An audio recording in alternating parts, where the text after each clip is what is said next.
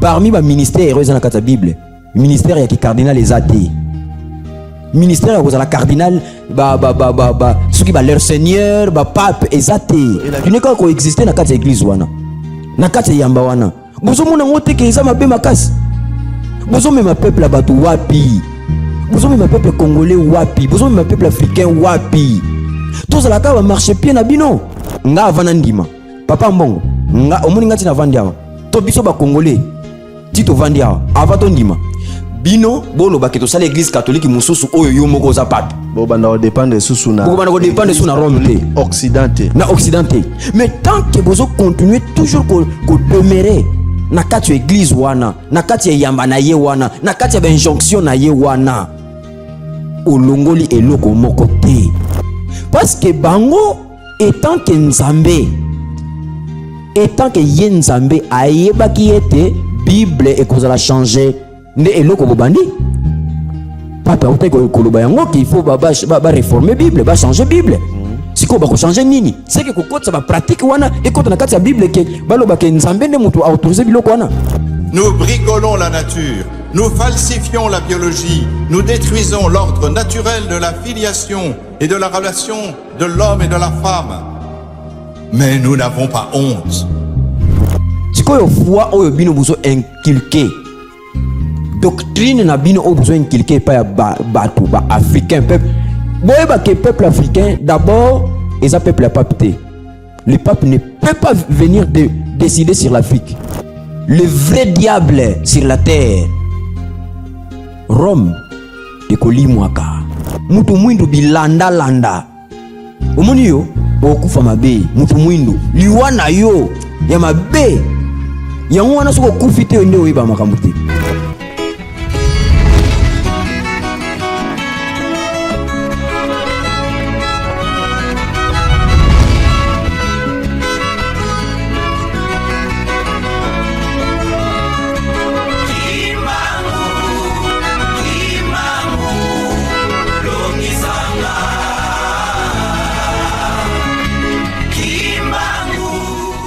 Très bien, Bozana est belé partout, tous les continents, Afrique, Europe, Amérique, Asie, Océanie, Bambote Nabino, Boyi Malamu, na émission Les Savoirs, Bozako Landabiso, Awana Afrique, na Gabon, na Brazzaville, na Angola, Bozako Zabiso, na Bokebi, Bandeko Oyo, Bakomela Kibiso, na Sénégal, Bozako Landabiso, Bandeko à Kinshasa, Bozako Zabiso, si S-Media TV3, Canal 36, na Bouquet Bluesat, na TNT aussi national. Boza kozwa biso na TNT national tozali wana ka boyebisa bandeko epai na epai ete aye na ba telefone na bino na ba télévision na bino pona ko tatola monene ya Tata Nzambe pona ko tatola ba vérité oyo ezali mpe ya kobatama o bandeko ebele baza ko aveugle biso ebongi ete l'émission Les Savoirs ekoka ko sosolisa biso na bino lelo tokutani susu mokolo mwa lelo pona ko partager na bino sujet oyo ndeko na biso azalaka bongo na catholique akolaki kuna découvraki mambi ebele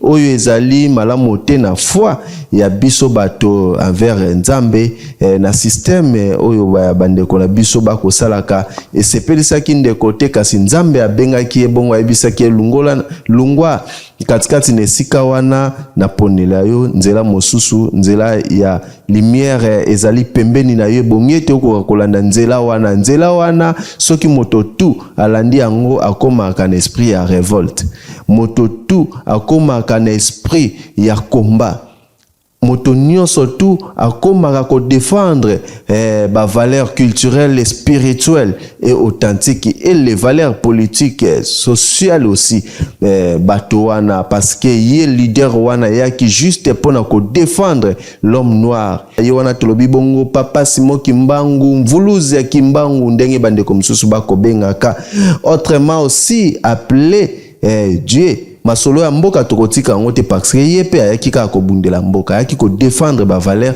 ya mboka Congo nazali bongo na papa na biso Jansi Masantantu ndenge na lobi ete autaki na lingomba ya katoliko ya bamumpe kasi ye Nzambe abongisele nzela mosusu boyebaki ete ndeko abombi makambo ebele aloba nde vérité makambo mosusu alobi déjà toyeba yango oui.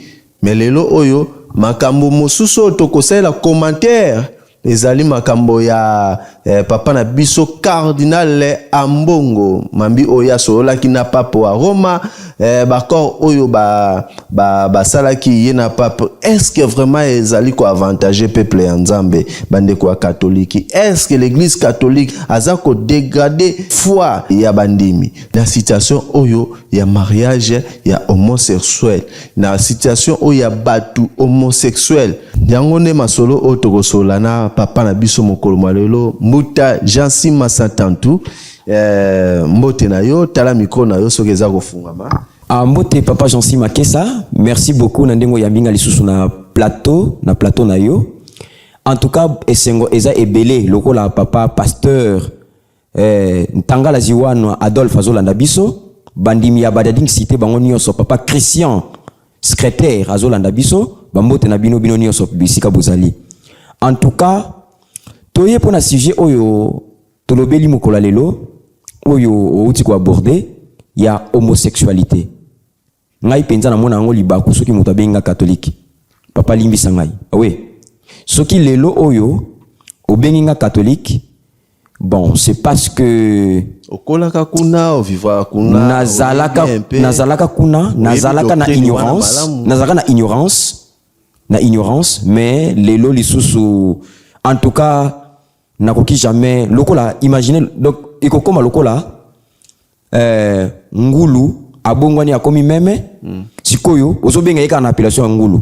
En tout cas je ne crois pas que ngulu akomi meme ko sepela vraiment donc tobenga sikoyo na minute oyo oza côté nini place ni Nzambe abenga kiyo po etoko salela e esika Nzambe abengela kingai esika SKK papa Simon Kimbangu Kiangani le paraclet le patron de la 4e génération olinga te ye kaka nde yende muto abenga kinga naza na kati ya eyamba na ye naza na kati ya kosalela ye. Vraiment OK. Alors kuno zana ni chercheur mundi mitondenge ni parcege témoignage na yo tango lobaki sujet en kamba non tokota ki angote mais toko solo la yango prochaine parce que tu nous aborder vraiment un sujet où ils a très capital où ils allaient aussi et que frère je lisais bande ko belé ya catholique donc côté na matière ya foi bazela qui comme espoir ya cardinal Ambongo akenda yuko sola na pape tozi la tata ko kakoela biso makambo motu ya kasaela ki pe bango mais ce qui est na kati wana vraiment bande ko belé quelque part va comprendre vraiment les messages wana na profondeur penza te pour tolobi te to ko tala makambo na fond na ye qui est total à extérieur, total vraiment à l'intérieur, il y a kati ya masolo oyo ye ayalibiso. Merci beaucoup Mbuta pour la parole. Merci Penza. En tout cas na sepeli makasi na ndenge na komi lisusu na oyo esika. Ngana binga ngo esika santo oyo eza esika santo. Esika santo. Donc yambona banda kolobela eloko wana papa tika na yebisa wete namona ki baninga mususu bandeko mususu balobaki mais tozo kamwa ndeko na biso azoloba zo expliquer makambo na kanda papa soki o comprendre vérité et que vérité oyo comprendre ba comprendre ngote papa esalaka kanda donc eza esprit ya révolte bandeko bolimbisa nga place bovandi eza juste esprit ya révolte epesinga kanda makasi ndeti makambo oyo papa na biso a abordé. To sepela ki na investiture ya président na biso papa Félix Tshisekedi Chilombo en tout cas longonia parce que au lobby que papa Simon Kimbangu yende muto za vrai réveil en tout cas wana tondimaki yango au lobby était papa Simon Kimbangu nous a amené un enseignement de type nouveau. En tout cas to sepeli na yango parce que vrai réveil ba église wana mikie wana bazomi kumisa ba réveil.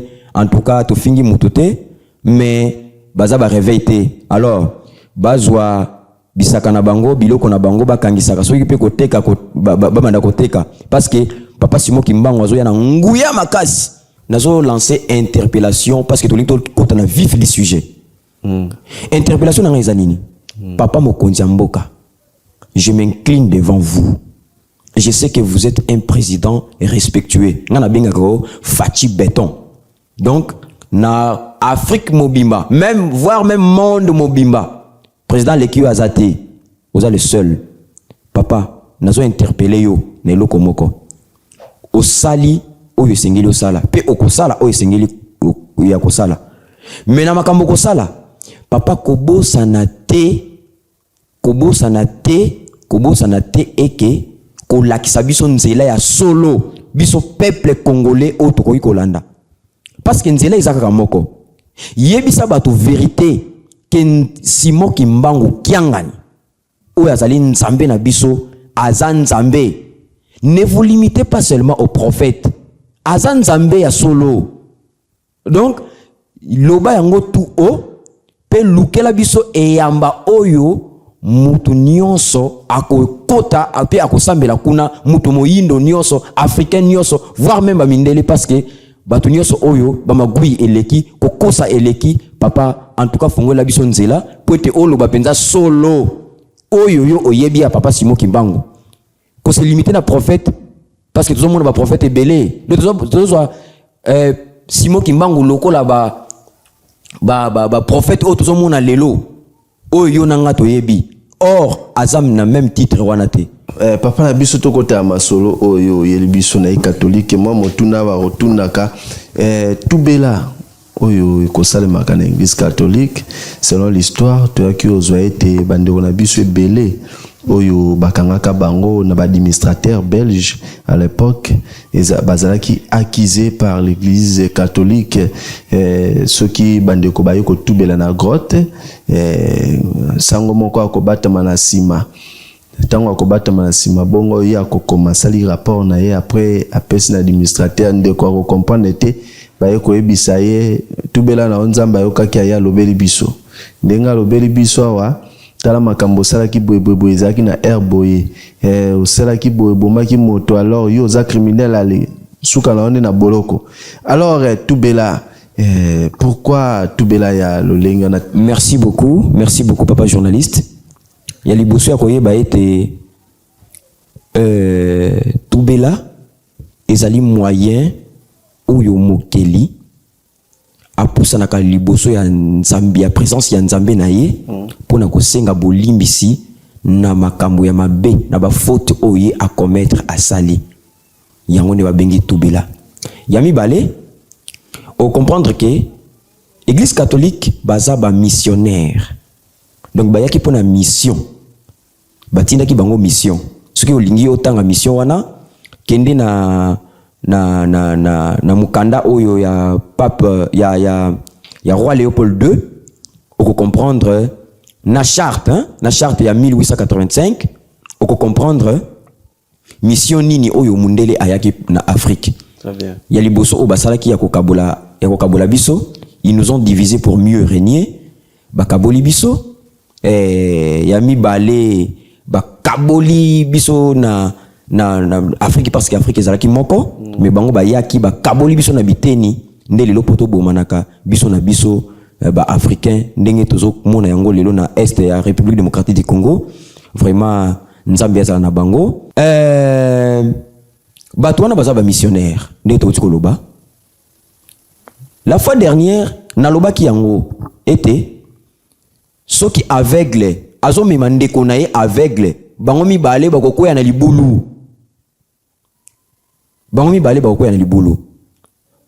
nakala na expliquaki awa ete église catholique ezalaki soki sango azo prêcher yo moyo mona ye ezate okomona ete omona sango wana te papa olanda donc okomona ete barrage ezalaki na kati donc ye nyonso oyo azosala kuna na bino koto yo bozomona na te nde système ya tubela pe bango bayebaki yango parce que bayebi pe bible bayebi mayima komami na kati ya biblia parce que bango nde bato bamemelaki biso yango nde ba instauraki système ya tubela na tango ngonga osali mabe il faut kopusa na liboso ya bango oyo babandaki kobenga papa tata donc représentant ya nzambe mundele azalaki awa lokola représentant ya nzambe oh mais boyebi te biso bato tokutanaka na nzambe yo pe ntango komona pembe wana na nzambala olobi ya baoyo mpenza nde banzambe mabe nyonso ata kutu obomaki mutu en tout cas oyebi ke nayebi te soki otala filme moko ya bakanza Isdor filme oyo bayaki kofabrikele biso mpona kolendisaki bondimi ya katolike bakanza soki mundele atie linete liboso ya mesa na ye alobi bomanda kosala di mundele negre allez banda kosala soki bosali erreur linete wana natiki misu nanga wana ezomona bino ale okomona mutu azomi tracasser pour vike se tracasser pour vike asala musala wana po liso ya mundele evandi pembeni wana okomani papa alors nesima na yango système wana nde bayelaki biso soki otubeli te okokota lola te okolimbisama te il faut kotubela epai ya nani il faut kotubela epai ya papa nzambe représentant ya nzambe oyo azalaki mundele tango yo ozotubela yo ozomona ye te ye aza na sens kuna yo ozokanisa kaka ke yo papa sango aza na kati kuna ngai nazotubela donc ye nde azozwa masumu na ngai nde azolongola yango akosengela ngai epai ya tata po ete masumu elongwa or na ntango yo nabomaki papa sango nabomaki obomaki nani nabomaki papa ndompetelo bana na ye kombo na bango banani bana na bango kombo na bango tel ye azokoma na ntango azokoma na ntango akomi esili alobi ok obomelaki ye place nini nabomelaki ye place tel nyonso wana olobi nde sima akozwa maloba na yo wana baparole na yo wana oyo akomi aki kotraduire yo en justice nde tubela ezalaka bongo na kala or oyo eza contre voilà. Alors sikoyo lelo oyo ekoma ndenge nini ntango ozwaki tana yo kuna na catholique ntango ovandaki bongo na basango ebandaki kosikoyo kose passe ndenge nini ya lelo oyo voilà ya lelo oyo tubela bien que nazwaka malchance te ya kopusa liboso ya sango mpona tubela masumu na ngai chance te mais malchance non malchance nazwaka malchance wana te en tout cas nazwaka malchance wana te ndenge nalobi ya kopusa liboso ya sango po ete natubela ya lelo elekaka bovandi boye face à face parce que bayaki komona ke méthode na bango wana ezalaki comprise bato bayaki kodécouvrir eza mpe na bakoko na biso batimbelaki masolo wana ke bato oyo bazoya bazosalaka biloko ya sese alors lokola bazosala biloko ya sese il faut obligatoirement tout changer bon bana okende su te ntango bayaki kocomprendre yango ebele bana okende su te donc lelo ekoma bovandi face à face obandi kotalisa obandi kotubela masumu na yo eliboso na ye bon otubeli esili nango mais ya kofunda oyo ezalaki ndeti kala kofunda ezalaka lisusu te parce que batimbela bango déjà très bien alors boyoki ye ndenge alobi ete bampangi na betu wana bazalaki bongo pe bazali missionnaire alors tant que mission na bango esili te concrétisé te moyen tika ezate mais gloire à Dieu oyo biso to bondelaka awa na Afrika aye kotela bango barrage moyen vraiment récupérer ba situation bazwa vraiment force wana spirituelle ya baindo ezalité parce que tant oyo eza tant ya vérité tant molimo mosantu o nyonso tu o baza ko préparer yeba bien que ekobima bongo na polele likambo oyo eza sur l'abomination to ko betela ngo maboko te Bible baeli biso ete ipe biso mwa mingi pekisi biso pe makambo ebele otomoni ezali bongo na culture na biso ba congolais culture africaine to eko sala yango te mais soki Bible ezalaka vraiment ya bango mais comment expliquer Bible yango oyo telemeli mambi ebele oyo ezali ko telemela makambo oyo baza ko falsifier biologie mais bango kuna baza ko adopter yango pourquoi c'est que Bibli ana ezaya bangote mais ezaya biso vu que ezala ki en pot de fleurs to mona ki nde mondele to sepel na mondele to komi kotambo na mondele me kasi nzoka ne mondele yango azali na kaka moto alokuta aza usurpateur. Alors lelo lokola keno to découvrir vérité wana oyo bango babombela ki biso na Bible na Biblia nde lelo to découvrir yango kasi ezali susu na tante ya kokosa bana na Nzambe ebele to ya ko mema bango na ba viki ya botangi ebele boyela biso ba système obino bo tiana mokili oyo ko aveugle mais lelo oyo ba imboka ebele ba za ouverte na yango kasi viki masolo oyo toza kosolola ezali sur l'abomination oyo Biblia ezali kopekisa oyo église catholique ezali ko accepter yango ekoka kozala d'une manière et d'une autre. Alors to senga na bino bo kolanda discours to explication oyo ezalaki na toloba lokola point de presse to lisolo entre cardinal Ambongo na bandimi na ye bandimi église catholique na ba question ezalaki ko se poser sur le mariage à même sexe. Kasi ye réponse nini oye apesaki na ba ndeko ya catholique. Vu que bango pe ba comprendre que chute ya Occident mais mangomba yango ezande ya Occident bino bozana kati vu que bo comprendre que l'Occident est quoi L'Occident est sous un pouvoir té. Alors l'église l'Occident c'est la motema ezali maître guide spirituel et moral et éducationnel ya mokili oto bongo pape azali wana principal. Vu que bino boza kolanda boza kaka aliéné toujours na bango. Mais lelo oyo l'église est déjà fissure, l'église est dégradation.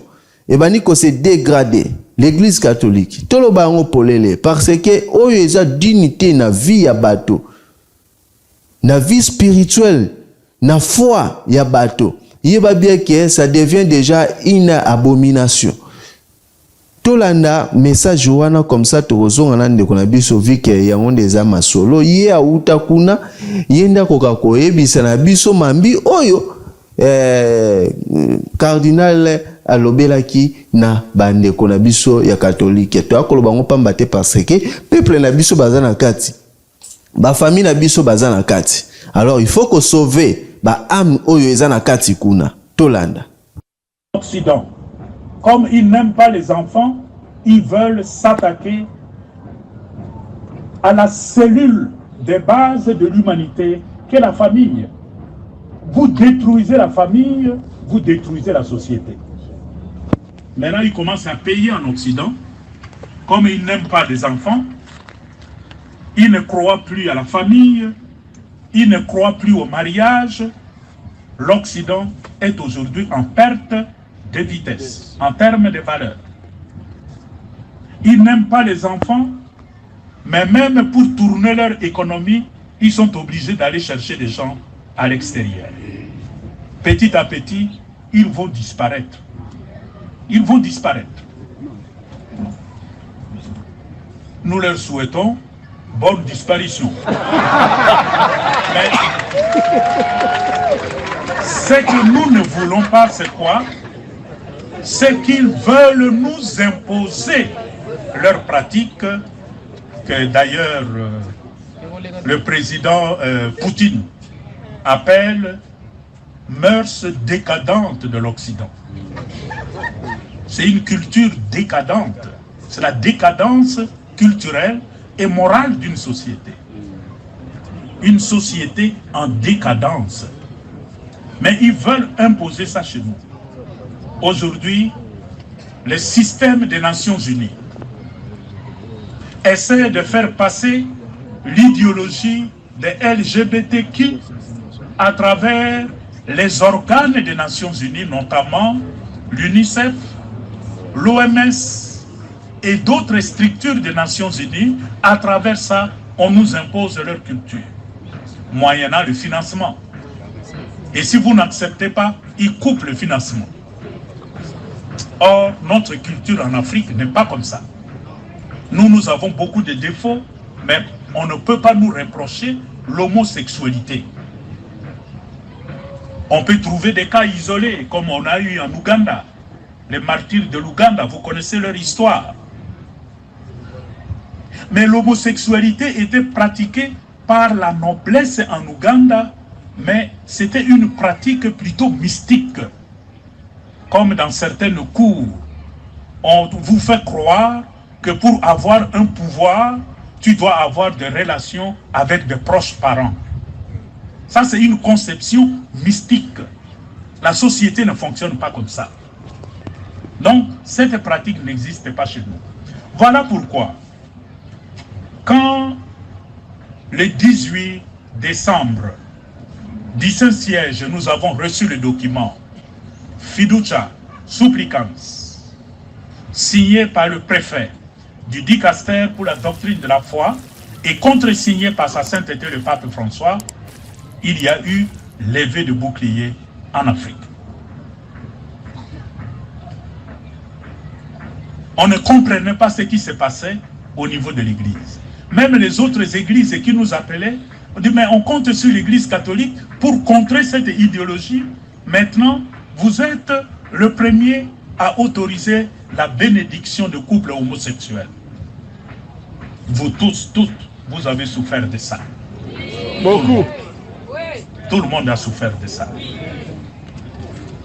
Les réactions commençaient.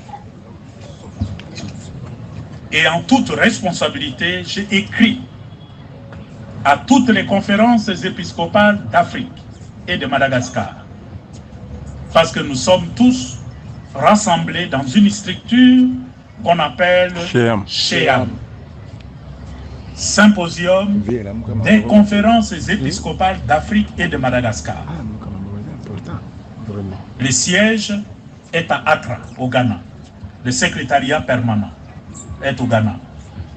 Depuis l'année passée, je suis le président de ce symposium. J'ai écrit à toutes les conférences épiscopales d'Afrique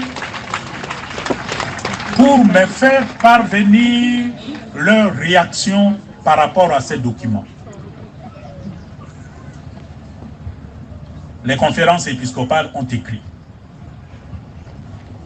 J'ai imprimé toutes les réactions de toutes les conférences épiscopales.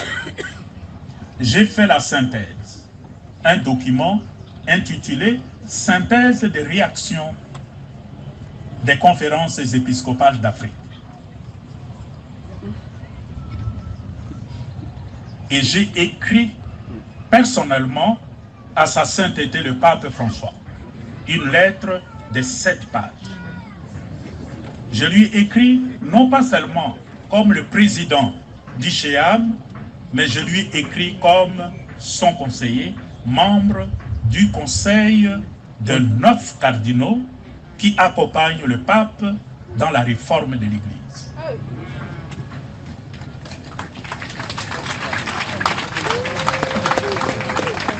Je suis allé à Rome la semaine passée. J'ai quitté ici le lundi pour arriver à Rome le mardi. À 6 heures, j'étais déjà dans la maison Santa Marta, là où habite le pape. Et c'est là que nous restons quand nous venons pour la réunion des collèges des cardinaux. Donc il était juste au-dessus de moi. Je lui ai envoyé le courrier, les 3 courriers, toutes les réactions des conférences épiscopales, la synthèse qui a été faite et ma lettre personnelle. En disant à son secrétaire privé, amenez les documents au pape, dites-lui que je suis arrivé, je suis dans la maison et je suis là seulement jusqu'au jeudi soir. Et je tiens à les rencontrer avant de partir parce que je suis venu pour ça. Il a reçu mon courrier, il a lu. En moins de 2 heures, il m'a fait signe qu'il me recevait à 18h30, le même jour. C'était le mardi de la semaine passée. Et le mardi, il m'a reçu. Nous étions à 2 avec lui. Je suis revenu sur certaines choses que j'avais écrites dans ma lettre. et c'est une lettre personnelle au pape, on ne rend pas public.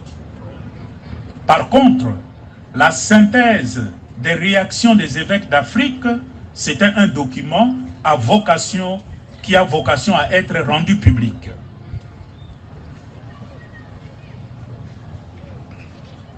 Et le pape était très désolé. Je dois dire, il était le premier à souffrir de toutes les réactions qui figeaient de toutes les parties du monde. Il en souffre parce que c'est un être humain.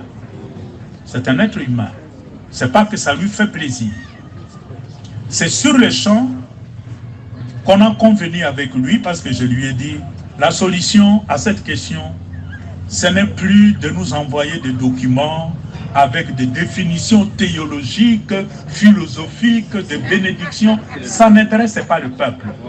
Ce qui intéresse maintenant, c'est une communication qui tranquillise le peuple en Afrique, qui calme les esprits des fidèles. Et lui, en tant que pasteur, il a été touché par cette situation. Il me dira, je vous mets immédiatement en contact avec le préfet du dicaster pour la doctrine de la foi, le cardinal Fernandez.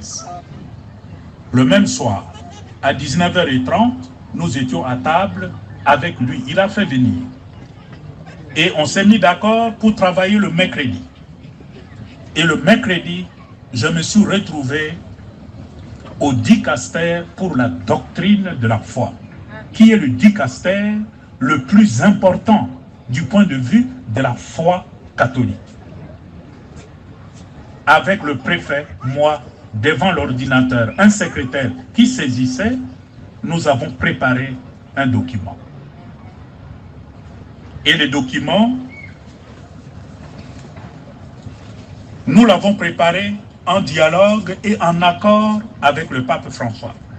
De telle sorte qu'à chaque moment, on l'appelait pour poser des questions, si il était d'accord avec cette formulation, etc.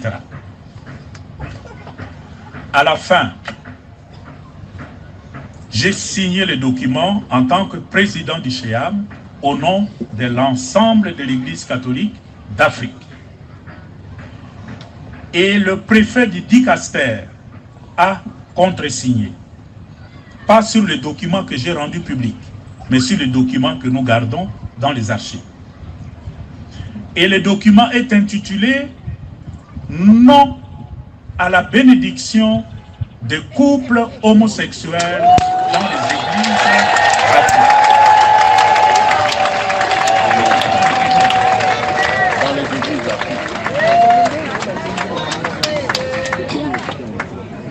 Et je l'ai rendu public à partir de Rome. Quand vous verrez le document, on va mettre à votre disposition. Il circule déjà sur les réseaux. Les lieux de signature du document, c'est Accra, parce que c'est le siège du CHEAM. Mais je l'ai signé à Rome. Mais c'est pour dire notre position aujourd'hui en Afrique. Et nous le faisons dans l'esprit de communion, de synodalité avec le pape François et avec le préfet du dicaster de la doctrine de la foi, c'est qu'en Afrique, pas question de bénir le couple homosexuel. Pas question.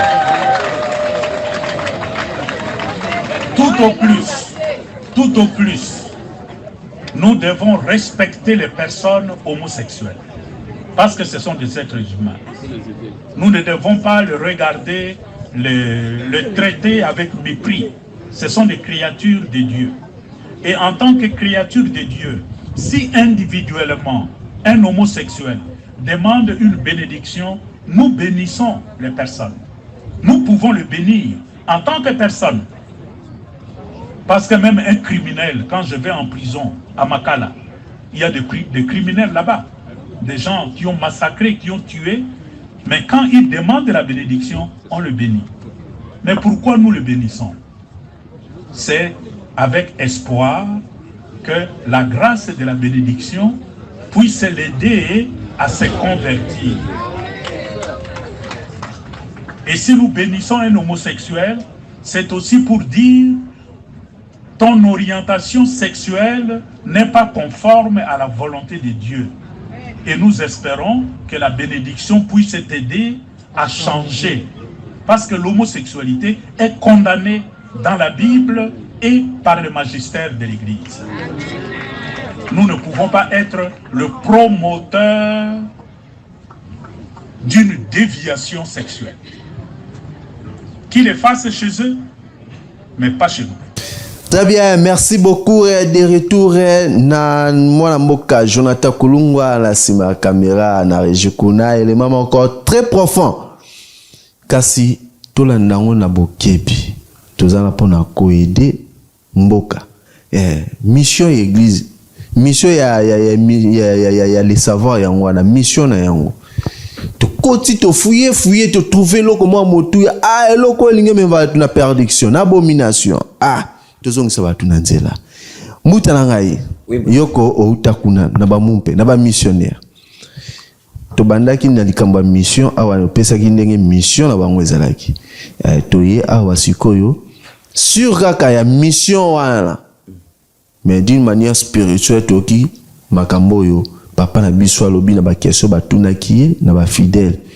Kasi na lelo komona kangia motuya ya mituya ezebele na eza kuna oto kangi mais oyo na lingna principalisé ezali oya lobi mariage wana ezali abomination eza eloko moko ya ntolo bako la transfert du pouvoir des pouvoirs entre mutu na moto o ayebi sekele wana soki basali yango eza du genre moko ya spirit donc ya ko récupérer bokasi eza eloko moko satanique eza eloko moko eza purement diabolique ezali ya bonzambete alors na makambo ni lobi wana oyo toyoki na message ya papa na biso olobi ni côté wana commentaire no ezani. Merci beaucoup, merci pour la parole, Lisusu. Maman Neftali Ifaso, à partir d'Afrique du Sud, Mbotenayo, et Sikovandi. Merci papa pour la parole. Kobo Sanate te papa Simo Kimbangu, na 1921. Tango, balingaki, tango alalaki na mboka boko, alalaki na mboka boko mpemba, alalaki na mboka wana, isika, azongiselaka moi, ou ezalaka na 17h ils ont na 12h nde esika wana bato balandaka ye belé balobi papa sika wa yo ozokende otikeli biso nini alobi bana na ngai bobanga te natikeli bino Biblia manso bokoluka bokomona ngo na kati ya Biblia nde yango oyo na mayele oyo ye moko apesi biso tubandi ko maniola tuzo kota na kati ya eloko oyo bango moko bamemela ki biso ye moko alobi ke on attrape un voleur à travers l'objet qu'il a volé soki moto ayibi soso bokanga ye na soso na ye na maboko bango bato bamemela ki biso Biblia bayi kote ya biso makambo ebele ya mabe kosala te kasi sika wa ekomi kobima mpwasa po ete papa Simo Kimbangu pona komilakisa ete ye aza nzambe abandi kobimisa bango mpwasa mpwase komi kobima na eloko oyo bango moko bamela ke biso sur homosexuel lelo homosexuel papa il faut koyeba ete mariage ya liboso oyo nzambe abenisaki ezaki mariage ya Adam et Ève yende parrain na bango parrain ya Adam na Ève bezalaki ye moko tata nzambe nde bayaki kobota bana na bango pona nini sinon Nzambe alingaki a créé tango asalaki Adam alingaki ati le susu un certain Adam le susu pour vivre na bango mais asaleli Ève pour vivre que base à la couple papa ozomona ngo te keza vraiment abomination papa cardinal Ambongo toyoki makambo lobi d'avance pour votre information parmi ba ministère dans la kata Bible ministère ya ki cardinal les athées ministère à la cardinal ceux qui leur seigneur pape ezate et la kisakanini ba biloko na nyonso to eza ba biloko oyo bango moko ba ministère o bango moko ba créer na doctrine na bango na fausse doctrine na bango En tout cas, tu leki a pour qu'on finga bato. Pour qu'on finga église catholique parce que y a une église primitive.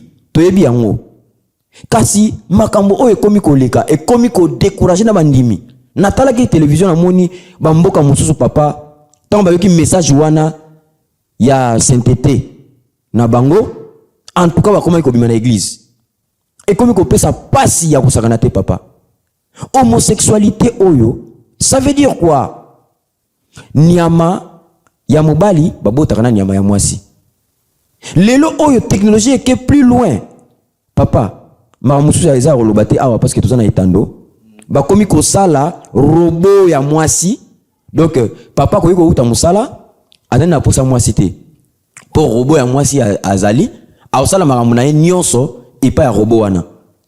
La technologie place to bébé seli moka biloko zo pesa nzambe kanda pour te azik sabiso atumba mokili oyo papa cardinal na poussa sur le bosso na yo na bisio ke tika ironie pour te makambo nyonso wana bozo sala oyebi yango bien oyebi yango très bien olobi non nakutana kina pape ayebi singa yete azalaki kutu inquiet pona makambo papa eloko o yemoko abimisi azala inquiet. Est-ce que remplaçant soi-disant remplaçant ya fils de Dieu akoki ko se tromper nabino batu bandimi bozo continuer ka ko exister na kati ya église wana na kati ya yamba wana bozo mona ngote ke eza mabe makasi bozo mema peuple batu wapi bozo mema peuple congolais wapi bozo mema peuple africain wapi. Tous la cas marcher pied na bino. Tous comprendre bino te. Papa Mbongo. Il faut oye biso clair. Il aurait fallu au même la biso bonne évangélisation mais yo au même biso bonne communication. Soi-disant bonne communication. Ba mais la bato évangélisation est bien mais communication est bien te. Qu'est-ce qui prouve que communication est bien? Personne va preuve mon côté. Abiso lobby non et non en Afrique. Non et non. Oui, non et non. Mais quelque part au lobby, non, nous avons le pouvoir, oui, le travail ou le devoir aussi. Il y a qu'au bénir. Oui, de respecter. De respecter, voilà. Homosexuel, parce que ça va nous déconner, ça va nous kilo monzambe. Papa, tango tobomaka nyama sala kanini. Nyama yemo kwa zo vivre na zamba. Okei na munduki pa nyama kufi. Nyama wana salioni. Sikoyo nini eleki entre homosexuel wana. Nini ezo séparer homosexuel wana na nyama oyo babumi na zamba. Basa les âmes perdues.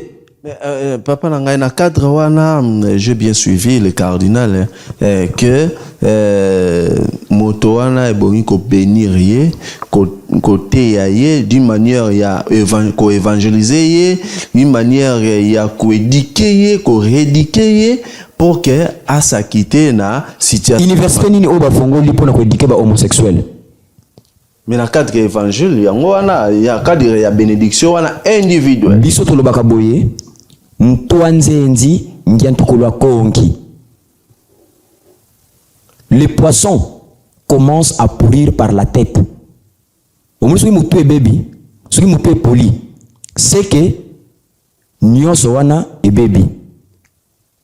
Na kati ya nzela ya ingunduka. Soki omoni papa locomotive ekweyi ba wago kosala nini?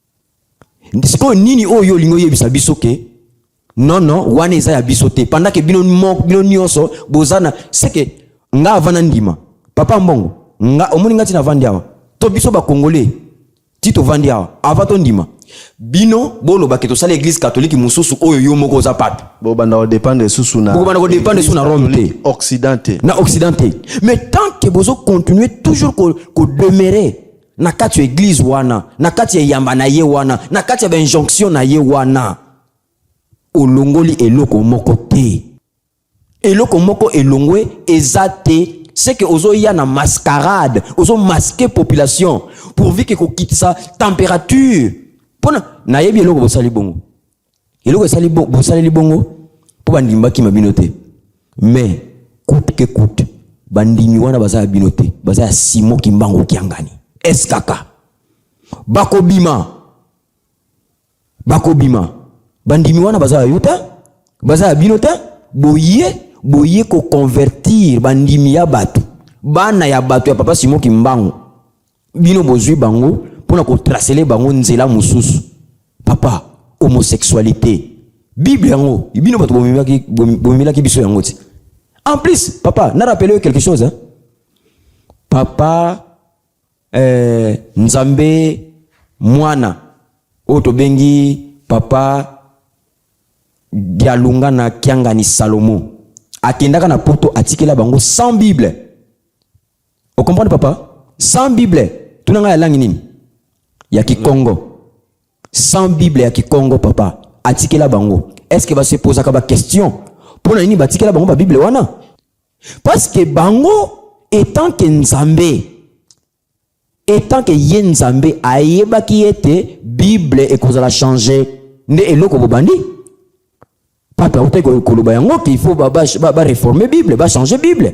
Siko ba ko changer nini? C'est que kokotsa ba pratique wana ekota na kati ya Bible ke baloba ke Nzambe nde mutu autoriser biloko wana. Tandis que na Biblia epekisi yango. Papa, en tout cas bino ba téléspectateurs, besoin na biso de partout dans le monde, tozo pesa bino ba verset oyo ezo condamné homosexualité. Tozo zwana nou na Lévitique, botan na Lévitique chapitre 18 verset 22. Lévitique 18 22. Balobini, tu ne coucheras point avec un homme comme on couche avec une femme. C'est une abomination. Nzambe na ngai. Nde mutu wana bozolo belake. Mutu wana ya kokani na ngai, ya kokani na aza créature. Nzambe yemoko lobi, c'est une abomination. Bo bebisi sainteté ya Nzambe. Po ataki yango kati na moto. Mais oui. Comment moto na moto bakoka kosangana? Oh papa. Or, selon bango analyse na bango pe na profondeur ya spiritualité balobi ke homosexualité homosexuel soki bakutani eza une transfert eza une chose moko spirituelle oyo eza ba pouvoir moko spirituel oyo bato bazwaka. Nous avons moko pirema diabolique satanique. Oui. Bango bayibi yango a cité a pesika ya Uganda. Pesika ya Uganda lobi kuna pe utai ko salima mena ba marque oyo ya ba ndenge bango ba légaliser yango te. Ibanda ko salima na ndenge ke pona kozwa kokoma na mbongo ebele kozwa bakisi ko toucher par-ci par-là na ba force maléfique, il faut que ne ko koma homosexuel. Mais bino boyebi ke za mabe. Oyo bino bengi Saint-Père pour nani akende. En plus boke plus loin Wicarius fil idée boloba naloba ki ngo la fois dernière remplaçant du fils de Dieu akende ko sala biloko wana place ni Jésus-Christ oyo atinda ki asala abomination ko bebisa lieu saint ko bebisa corps parce que yemoko lobi le corps est le temple du Saint-Esprit. Sikoyo soki Saint-Esprit wana alongwe Saint-Esprit alongwe na kata nzoto na yo. Est-ce que wana atikali créature ya Nzambe to akomi eloko? Pour présenter la réponse bino bato bozota langa ba téléspectateurs. Le corps est le temple du Saint-Esprit. Saint-Esprit alobi logo lo baby singa ngapi na longwe na awa na ovanda suku awa te. Na changer na ndako mususu. Et comme temple ya diable. Et comme temple ya diable. Sikoyo mutu wana diable oyo aza créature. Ça veut dire que il faut respecter Satan parce que yé pe aza créature ya Nzambe. Il faut respecter ka yé to goma melaka yé. Na ndenge to banda ko respecter ba homosexuel. To banda ko respecter ba homosexuel. Hey papa, l'année loko wana. Omoni ke alobi indirectement que il faut to guma makaliboso ya Satan, faut to respecter ka yé parce que Satan pe aza ndeko na biso. Satan aza ndeko na biso ta. Mutu wana aza Satan. Mabe kozala mabe, malamu kozala malamu. Papa, noir sur blanc. Noir sur blanc. Butu etika laka butu. Moi etika laka moi. To meka to lingaka ko mele. Babiloko o ezate, omoni to. tort yo so comme ça on a raison et pas na yo tort ils a raison na kendaki na kutanaki na pape na okutanaki na ye d'accord bosali accord yo okomi kasi accord ngwana a cinq intervention pas ya pape wa Roma il faut une bonne communication nengo tsoloba awa et non une bonne évangélisation des foi, une bonne ordre des foi. Babylone bino foi na babenga ngonini balbaki comme moko comme nini papa loin de là kuposo kende papa en tout cas permettre nga penza na meka un peu kokata yo aïe babiloko ba foi wana ba foi ngana ndimaka te ke foi o bango balobelaka eza foi penza o ya kondima foi wana ezaka foi otoliaka wana ezaka foi otoliaka parce qu'on ne peut pas comprendre qu'est-ce que la foi. La foi c'est une ferme assurance ndenge bible lobi yango biblia bible sikoyo foi oyo bino buzo inculquer doctrine na bino oyo buzo inculquer pa ya batu ba africain peuple boyeba que peuple africain d'abord eza peuple papité. Le pape ne peut pas venir décider sur l'Afrique jamais. C'est l'Afrique de Simon Kimbangu yene mutapesa kango indépendance yene mutamoyela kango passe puis pape mon côté alors toké na ba verset biblique wana pe tozo continuer papa nazo répondre na question na Otoni. Très bien. Papa, babiloko ya foi wana il faut on comprend mal des choses. Tu comprends mal. Tant balobi ke mutu wana za na foi kondima bozo ndimisa ye nani pe bozo ndimisa ye nini. Bon, lelo oyo ngai na yeko kutana na komi homosexuel na lobi non loin de là nazwi kiti na ngai ona sambelaka kiti na ngai ona vandelaka na lobi ke banda lelo nazo banda ko bondela pona kiti na ngai n'est-ce pas nazo na gunzami na bandi ko bondela kiti nazana posa boy nazana posa pesanga boy c'est ma foi n'est-ce pas bango sikoyo c'est le contraire, il n'enseigne pas la bonne foi. C'est la mauvaise foi. Il y a deux fois. Il y a une bonne foi et une mauvaise foi, papa. Ce qu'on y a mis pour une question, on y a la foi ou la foi. C'est quelle foi? Est-ce qu'une bonne ou une mauvaise? Très bien. Alors, pape azana droit, yako décider sur l'Afrique té. Lokola yemoko ambo le cardinal ambongo ayeko sala ironie. Le problème est que adepte naie bazali awa. C'est ça à quoi cause la décision parce que toutes les évêques africains et puis na lisanga na bango basala nyoso tuwana épiscopal soki épiscopal voilà donc ba telemelaki likambo wana, c'est-à-dire que Pape wa Roma azana injection mon côté oyo ya kokwesa na Afrique d'une manière oyo et ko déstabiliser nini toloba église. Papa wana babinga ngo généalogie. Imaginez que sur aucun hôpital OK ça va examen va poser une question. Papa Jansi, est-ce que na famille na bino et na koko na bino bela cycle, n'est-ce pas? Vous posez une question, non? Mutabela Tibet, mutabela sucre. Mutumo était bela maladie moko. Voilà. Étrange. Voilà épilepsie. Vous posez une question, on a pour la nini. Source. Yango na source. C'est-à-dire que non, bango baza source. Si quoi source wana yango ne poli. Source yango e bébé. Oh papa. Poison. Oyo batie na source ya mai. Yozo kansa batuni so bakotoka mai wana au long ya rivière wana bako vivre te batika ko sala mascarade eza mascarade papa tika ko kene musika faut que lo bayango vérité que eza mascarade ba yepo na ko apaiser ba esprit ya bandimi ko apaiser. Est-ce que cardinal Mbongo a sa l'église? Est-ce que l'église catholique est ça? Est-ce qu'il y a un droit à décider? Un droit à décider. Atelemeli pape na situation. Atelemeli pape te, eza Sony. Eza Sony. Atelemeli pape te. Papa, qu'est-ce qui prouve qu'Atelemeli pape? Parce que Barosal, sa mariage, Joana te. Ah. Barosal, ça y a monté. Mais la bonne communication, c'est bon. Pour on a la place, on a la bonne communication. Donc, le mot est caché derrière une bonne communication pour nous temporiser. Oh. Hein? Bah, il y a juste pour nous temporiser. Papa, tu vas continuer pour le verset. Okay. Deuxième verset, Lévitique 20, 13. Lévitique chapitre 20, verset 13. Bah, oui, boy. Si un homme couche avec un homme, comme on couche avec une femme, ils ont fait tous deux une chose abominable. Ils seront punis de mort.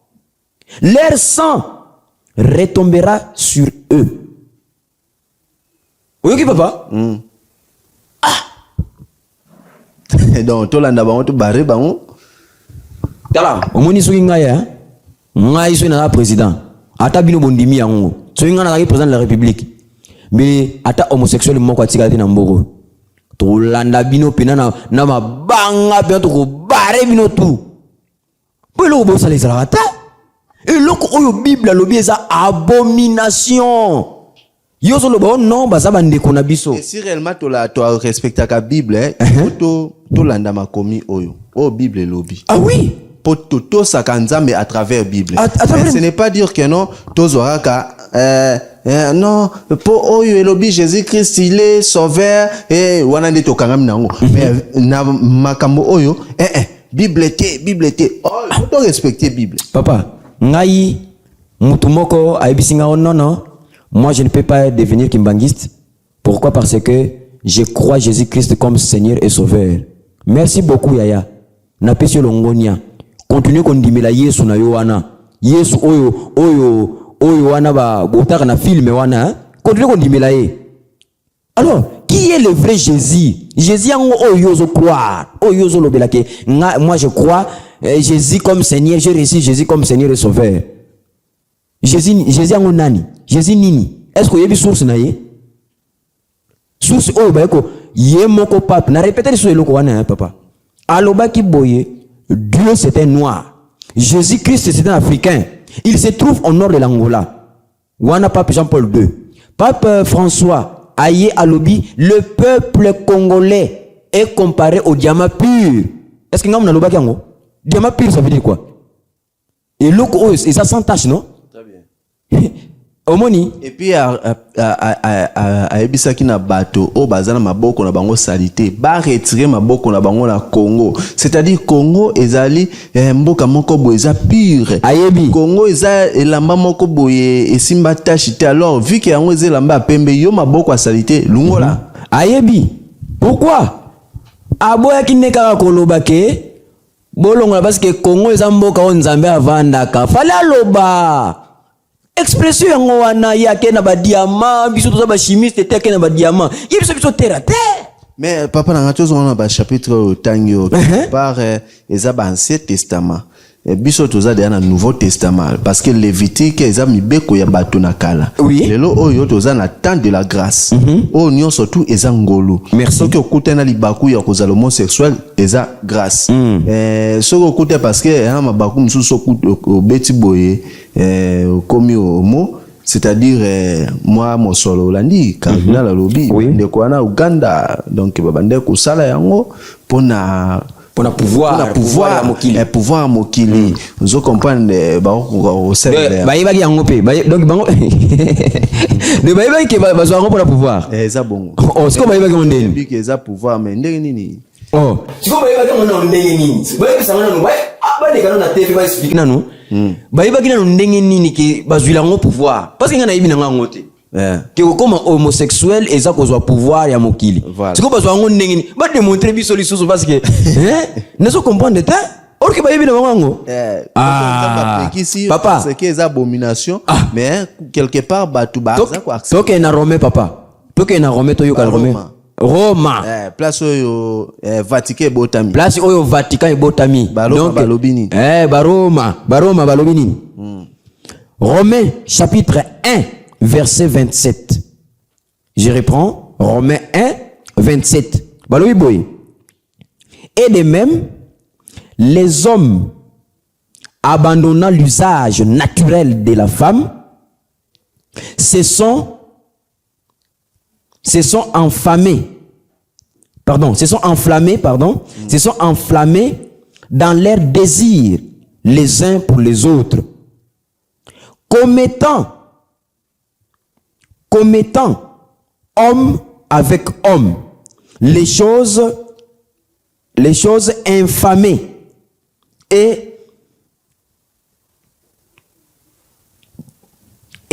réservant en eux-mêmes les salaires que méritent leur égarement. Hein? Papa, tout est là? Très bien. Voilà. Et de même, les hommes abandonnant l'usage naturel de la femme se sont infanés, hein? C'est infané.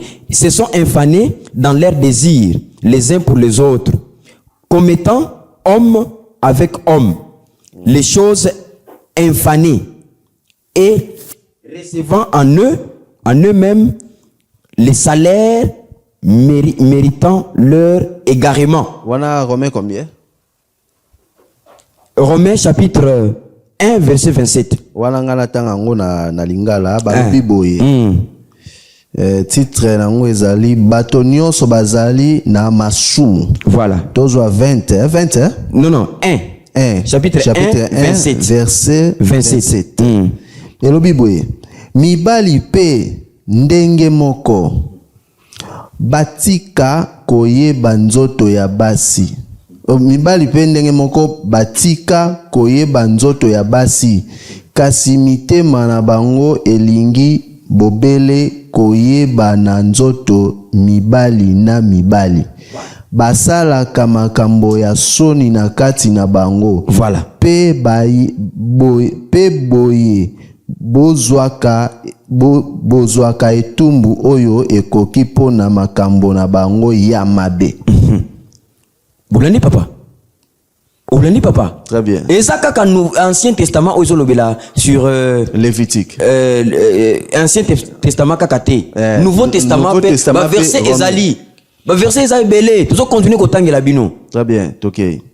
Toujours continuer kotangela bino parce que bino bozo kanisa peut-être makambo oyo bozo monango amongo ezali seki mais awa ezate hein place tozo sa musalo pamba te ezali juste pona ko sauver bino bato bolingi bozala sauver ndeko alobi likambo ya source awa soki déjà source eza détruit yeba bien que bayo nyonso tu bazana kati ya esika wana bazala aussi détruit. C'est pour cela que papa Simoki Mbango alobaki meteli ngombe kotika la kaka moko, c'est-à-dire toutes les églises des religions abominables donc ekozala.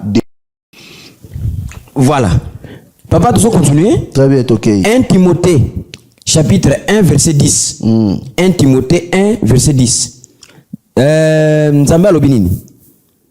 Les impudiques, les infanés, les voleurs d'hommes, les menteurs, les parjures et tout ce qui est contraire à la saine doctrine.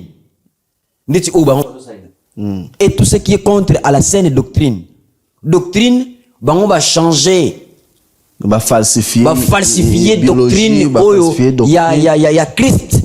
Les vrais. Dans 1 Timothée chapitre 1 Timothée chapitre 1 verset 10. Verset 10. Oui. Ngala elobi boye. Basalaka kindumba. Balalaka baninga na bango mibali. Voilà. Donc bato na abomination boka mo. Ba mosusu batekaka bato na boumbu. Yoko kangande ko nomo botika na minyololo yoko ndokola bandeko na biso ya ba Maghreb kuna. Oui. Kino lelo oyo vente ya ba esclave ezali eza ko salema ba image ezali tolo bakapamba te. Voilà. Ezali ba chercheur ba investigateur. Bakosaka bakataka seleka ya lokuta pe basalaka makambo nyonso oyo ekokite na mateya ya solo. Voilà. Et là on va commentaire place on ezata. Et ça te papa ils sont lobela kaka bango. Le vrai diable sur la terre. Rome ekolimwaka. Ekopelaka moto. Na makambo ya mabe na ko bebisa o bazali ko bebisa mokili. Bazali ko salir mokili. Très bien, merci. Dans nos vidéos, oyo, une prédication encore très profond na période du coronavirus. Donc, ok, non, bah, ndeko Occident, oyo, papa na biso cardinal ambongo lobby était bako disparaître. L'Occident va disparaître. Il y a lobby en haut, mais kasi, bandeko na biso na pe basala ki prédication mon qu'on a Rome. À lobby était de falsifier la biologie, de falsifier, de détruire la nature, de détruire l'histoire. Dans la nuit surtout là, nous n'avons pas honte. Nzambe donc ninga zawana azal susu na bisote mais kasi ba africain bango wana baza à l'aise bisoto monage tozali puissant mais tozali batomo comme kelelo oyo tala niveau prédication na Vatican. Voilà, beaucoup Hollandais. Merci de Jonathan. Nous sommes nus comme Adam, car aujourd'hui nous constatons notre vulnérabilité, notre impuissance. Un petit virus, un tout petit virus. Et voilà que notre belle prétention s'écroule. Nous qui pensions dominer le monde, nous qui pensions vaincre la mort, nous qui pensions être maîtres des éléments et de l'histoire. Voilà que nous sommes nus et que notre univers s'écroule et que nous sommes terrés comme des renards peureux. Nous avons conquis la terre. Nous l'avons mise en esclavage alors qu'elle nous était confiée pour que nous en prenions soin. C'est bien cela qui est marqué dès le commencement. Nous nous sommes pris pour Dieu, nous aussi. Mais nous n'avons pas honte. Nous nous enfermons chez nous. Nous nous saluons d'un coup de coude un peu ridicule et dérisoire. Nous nous interdisons de circuler, de nous embrasser, de nous tenir dans nos bras. Et nous n'avons pas honte. Nous bricolons la nature, nous falsifions la biologie, nous détruisons l'ordre naturel de la filiation et de la relation de l'homme et de la femme. Mais nous n'avons pas honte. Très bien, merci beaucoup. On les archives, il y a Congo Kimbangu, il y a les savoirs.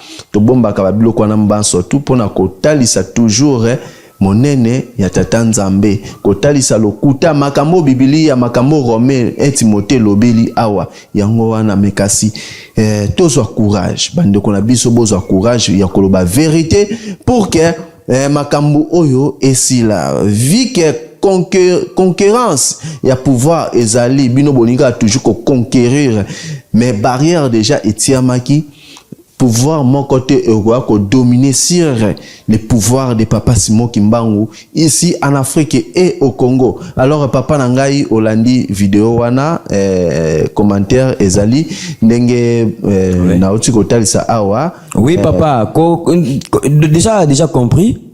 Total vidéo biso nyonso na bino ba téléspectateurs na biso total vidéo wana pe boyo ki maramu ba mindele balobi.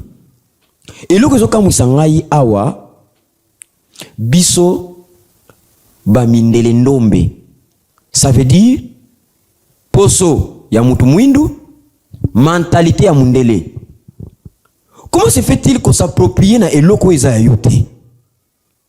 Mundele kutukolo eloko azonga sima. Yo ozo komisa ngo ya yo. Culture na biso papa Simon Kimbangu kiangani Nzambe molimo mo santo na baneli yango lisusu Nzambe molimo mo santo so yeko swayo etali yo papa Simon Kimbangu parce que so toza awa pona ye tuza na kati ya lutte tuza yango pona ye yo ondima te ye azaka Nzambe akotikala Nzambe ko changer ete. Alors ozo s'approprier na eloko ozo komisango on dirait nde ezali ya yo. Église catholique source nango ko so batuni yo ebité mais yo komisango ko lokola ya yo lokola eloko ngo ne yo nde mutomimaka yango nga natuni bato alobi oh non le pape l'a dit vraiment l'a dit nécessairement mais balobi kaka baboma kaka moto pour tozon lobango na kata église te pona kolendisa kaka bandimi il faut tolendisa bandimi po bandimi bakima église te. C'est pitoyable mutu mwindu sosola papa Simon Kimbangu azoloba tozonga na bokoko. Est-ce que na bokoko na biso ba homosexuel bazalaki? Est-ce que ça culture na biso? Tango balobi kolata pantalon te kolata bilamba ya mobali ya mobali alata bilamba mwasi te mwasi alata bilamba mobali te. Pantalon oyo eza interdiction te? Est-ce que kolata pantalon d'abord eza bokoko na biso? Eza bokoko na biso te? C'est biblique hein? C'est biblique aussi. Mais ça pe na kata Bible. Hein? Eza na kata Bible. Papa ba mibali bakoki jamais kolata bilamba ya basi mwasi akoki jamais kolata bilamba mobali. D'abord soki tolongoli Biblia totie na bokoko papa eza bokoko na biso nanu te eza abomination. Yo mwana mwasi omami kaka ba mesh oyebi ba mesh wana esika basala kango eluke kama sanga lisusu papa mutu mwindu bilanda landa omoni yo okufa mabe mutu mwindu liwana yo ya mabe yango wana soko kufite nde oyeba makambo te pona nini eloko oyo eza ya yo te osaproprier yango bilanda landa mutu mwindu aluka na yeko découvrir te omoni mundele azaka curieux comment tu as fait ça pour arriver ici koyo komi ndenge nini kotuna ba question akomi kotuna ba question imaginez soki mutu tobimisi genu moko boye mundele ayaka mbango pona kolongola ye amemi ye pa na bango pona koyekola mayele na ye mais biso nini yeli biso. Ok, attention, mais moi je suis boss, j'ai ma voiture, tu ne sais pas. Attention, Amer, Ezawana, Prado, Ezawana, Palisade, Ezawana. Au cause na kata mutuka, au démarrer, tala papa, mutuka na nga eza na système ya GPS, hein? Donc makamnyo so izo salima awa, soki o salima mabe awa, ikomona. Est-ce que ozo se poser question, mundele asali ndenge ni po akoma na niveau wana? Tango yo kotika na fungola na lidusu obalo li fungola moteur eleli grum mais c'est poser question moteur wana esali ndenge ni po démarrer mutu mwindu yeba makambo toza awa pona yo pona kososolisa yo eloko ya yo te yo so komisa ngo ya yo tozonga esika wana tobungela eza bokoko ya papa Simon Kimbangu ne esika tobungela ne sika tokozonga soki ba ebisaki yoke eloko kamusaka ngai soki balobi nzambe bango baloba nini nzambe oh ngana nandimilaka nzambe oya kia likolo na se bakamusaka ngai nandimilaka nzambe oya kia likolo na se. Ok ondimilaka nzambe oya kia likolo na se. Oh non mwana eza Jésus Christ c'est fini. L'Esprit Saint ne se voit pas, ne se laisse pas voir, c'est l'Esprit de Dieu. Oui, tant la Bible tant la Bible bien. Tant la Bible comme ça comprendre. Ba téléspectateur na respecta bino makasi. Nazo finga yozo ba yone mutozo comprendre te. Ma ba oyo bazo zanga ko sosola. Nde buzo ba yango wana. Très bien. Merci papa nangai to komi na suka ya masolo na biso mingi akolobezali mais to ko aborder toujours sujet parce que faut lobela yango mingi to lobela yango vraiment mingi eza très important mais tant to koya ya mibale to ko zonga kaka na sujet oyo mais question ezali pourquoi les occidents vont disparaître. Malobaya cardinal Ambongo. Si l'Occident va disparaître, c'est-à-dire l'Église catholique aussi vont disparaître. Précisément ici en Afrique. Voilà. Si réellement que l'Église catholique vont disparaître, vous cherchez Église Mususu, oh que non beaucoup ça là, pour que non. Bien sûr que non. Non kaka que bamakamba avantage Mususu ezalaka l'église sous église catholique romaine mais comme église catholique orthodoxe qui ah oui non wana eza séparation donc séparation église eza na église catholique romaine ça veut dire que ezalaka église moko église primitive et église catholique ezalaka moko catholique romaine nde yene mutaboti catholique orthodoxe. Très bien. Très bien, voilà, merci beaucoup. Alors, Toroya Mbalami Balé pour Nako Lobelakaka Makambo Oyo. Merci Wabino Monamboka, Papa Jansu Masanta, tout le monde de la fin na yo. Ezali nini et puis interpellation na yo. Ezali nini pour na Makambo Oyo nyosoto ibsa bandeko na yo. Na susio yo ozana yango. Merci beaucoup parce que toujours courir derrière biso awa na télévision de la Kangonga. En tout cas, nako lancé un message très pathétique.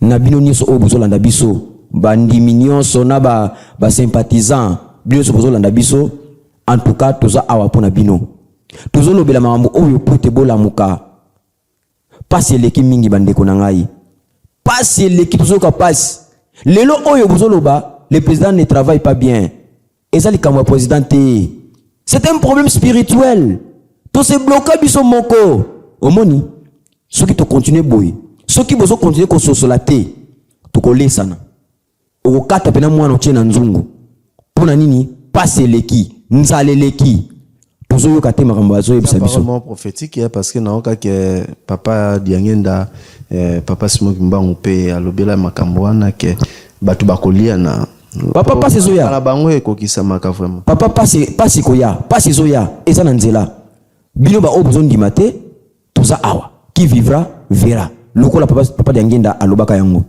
ndenge toza boye papa nazo zwa mot de la fin kozalaka bikenda kenda te kozala aveugle te oyo bazo tuntu muna kaka kote nyonso bako bamema na gauche akei bamema na droite akei église kimbangiste ezali ngomba oyo euta likolo na ba angelu na ye pona lingomba tozosala ngo publicité te parce que na église bomona kabiso na ba convention te na ba séminaire te po ba na ko benga bato toza na séminaire po to benda bandimi bandimi ne ba yaka bango moko mais soki tozolo ba boye pona ko sosolisa yo pona nzela malamu luka nzela malamu po ete molimo na yo ebikisama.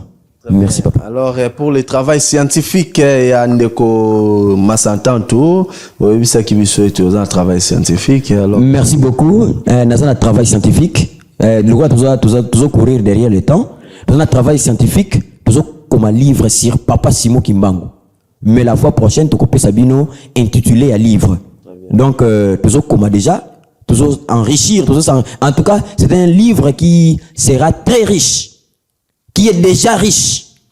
Alors, il y a une disposition, il y a mutu nyonso.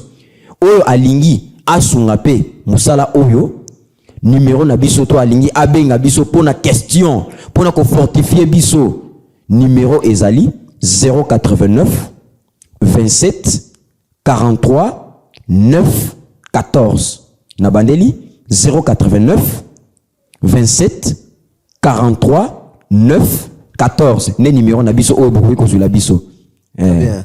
Merci beaucoup Mbuta Nangai wabino ndeko Jansu Makesa zalaki wana Mbuta mwa mbote atami bale misatu obande de ko pesa mbote banane bandeli Mbuta wana zalaki mbote te zalaki un rappel Mbuta en tout cas mbote na bandimi nyonso mbote na Ifaso Tembo à partir ya Afrique du Sud mbote na mwasi na ngai madame Réussite Lwala mbote sika ovandi bandimi nyonso ya Badading cité nazana bino de cœur mbote na papa Ntangala Ziwano Adolphe pasteur sectionnaire ne papa molimo na ngai mbote na yo sika ovandi bino nyonso bisika bozola na biso papa mama Jolie papa Papi papa Pecos mama Carmeline en tout cas mbote na bino mama Efragie papa Guilain mbote na bino ebele. Merci. Voilà, wabino ndeko Jansu Makesa azaki bona présentation, tozaki ndisungi ndeko Jonathan Kulungwa.